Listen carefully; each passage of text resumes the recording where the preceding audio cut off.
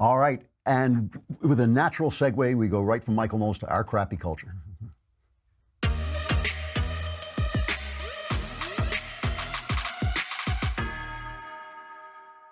Why are you always so mean to Michael Knowles? That's because he and I are New Yorkers. If I was nice to him, he would get confused. So here's something that happened over the weekend that I just find really disturbing. Lauren Southern, who we had on the show, a Canadian YouTube conservative, Knowles just had her on a couple of days ago, was banned from entering the UK under a law banning terrorists. She was coming from South Africa, where she had been documenting attacks on whites by blacks in South Africa, and she was hauled in by the police as she tried to get into Britain and questioned, and they asked her about her Christian beliefs, and they asked her about how she felt about driving over Muslims with cars. When does that happen? What part of the gospel is that in? So, and then they banned her, and they banned two other people who identify more as identitarians, which is basically a new word for white supremacists, as I believe, white nationalists, not white supremacists, white nationalists. Now, I liked Lauren when I talked to her. I asked her several times to disavow racism, and she didn't in ways that I kind of found disturbing. I don't agree with where she's going on some of this. I don't think she is an identitarian, which I thoroughly disagree. Listen, racism, I've said this before, but let me just reiterate it. It's literally against my religion. It is literally banned, in my opinion, by anybody who follows the God of the Bible, whether the Old Testament or New Testament, which tells you that all people are made in God's image to love, and in loving God, you also have to love your neighbor. And it doesn't say which neighbor, it just says your neighbor. So obviously not making racial divisions there. The people who write to me about this are clowns, as far as I'm concerned, who talk to me about genetics. If you have a PhD in genetics, I will listen to your stupid genetic theory. But the fact is, even geneticists do not know very much about this, and it wouldn't matter to me a damn if it does. I believe that people are made in the image of God. So I disagree with this entire thing. But I had Lauren on the show. I didn't debate her. I just let her say what she had to say. I always challenge people. I try to ask challenging questions. I don't debate. I'm not a big debating guy because I don't like conversations where the purpose is to win. I like conversations where the purpose is to learn stuff. I don't need to win, I've got the best wife in the world, love my kids, love my job, have plenty of money, and when I die, I'm going to heaven. I've already won. So I don't need to win conversation. I just want to hear what people have to say.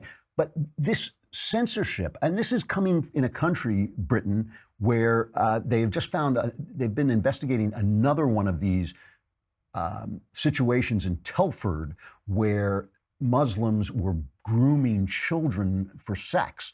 They were running basically sex slaves, as many as 1,000 victims over 3 decades, some of them only 11 years old, and the cops didn't want to do anything about it because they didn't want to be accused of racism. So they can't let Lauren in to talk about her views on this, which are shaded, they're nuanced. I mean, she's young, she's learning stuff. When she was on with Knowles, she was a little bit more direct about rejecting racism, but they couldn't let her come in.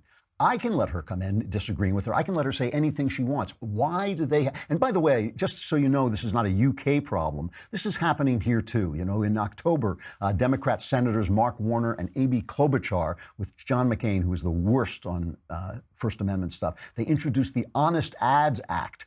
This is continuing on from what Knowles was talking about, a bill that would impose, I'm reading this from the Wall Street Journal, the bill would impose new disclaimer and reporting requirements on internet platforms that run paid advertising, from Facebook and Twitter to the online news sites of major newspapers and magazines or the Drudge Report. The disclosure requirements would essentially require digital platforms to publish the name of any American seeking to discuss political subjects through paid ads, which is a chilling standard. This is their reaction to this $100,000 that the Russians spent on Facebook. This is their panicked reaction to this. From LifeZet, we have the story. Florida's Republican Governor Rick Scott signed an education bill on Sunday with a provision that eliminates free speech zones, so to protect students' First Amendment rights, because it's ridiculous. The First Amendment doesn't need a zone. It operates everywhere in the country. But a full bill protecting this did not make it out of committee. So here is what I want to say. If you have to censor speech, we don't have to censor speech on the show. I can have a Nazi, I can have a communist on the show. He can say whatever he wants. I know it's going to be all right. Why? Because my ideas are better than his. I know that my ideas are better than his or her, and I'm going to win that argument, by the time you finish listening to what he has to say fully and listening to what I have to say, I know I will win. Why? Because I believe that all people are children of God, because I believe they're all made in God's image. I can't lose that argument. I cannot lose that argument.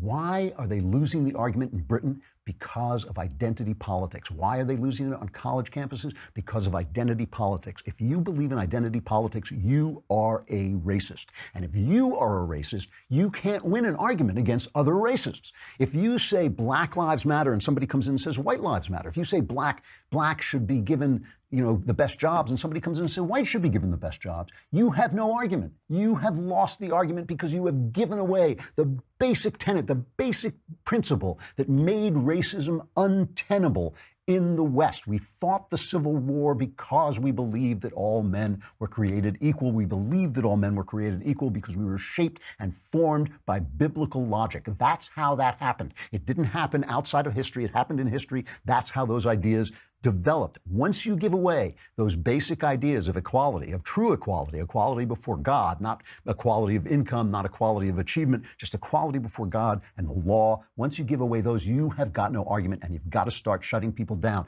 So once you abandon the first principle that we are all created equal, not better, not worse, once you abandon the first principle, all the other principles fall like dominoes, and that's why identity politics equals racism, racism equals censorship, because racism is just about power, right? It's just about power. It's who wins. So I was alive when Black people were banned from using certain public facilities.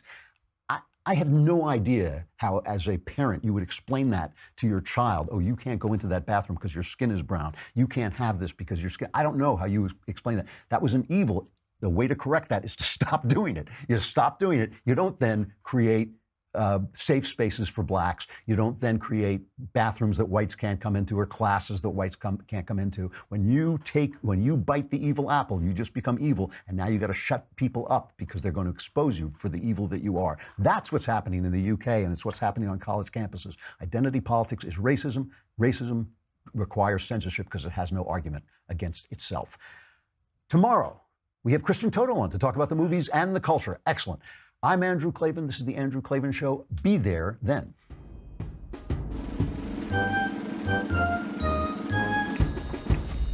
Oh, hooray, hurrah. The Andrew Klavan Show is produced by Robert Sterling. Executive producer, Jeremy Boring. Senior producer, Jonathan Hay. Our supervising producer is Mathis Glover. Technical producer, Austin Stevens. Edited by Alex Zingaro. Audio is mixed by Mike Cormina. Hair and makeup is by Jesua Alvera, and our animations are by Cynthia Angulo and Jacob Jackson. The Andrew Klavan Show is a Daily Wire Forward Publishing production, copyright Forward Publishing 2018.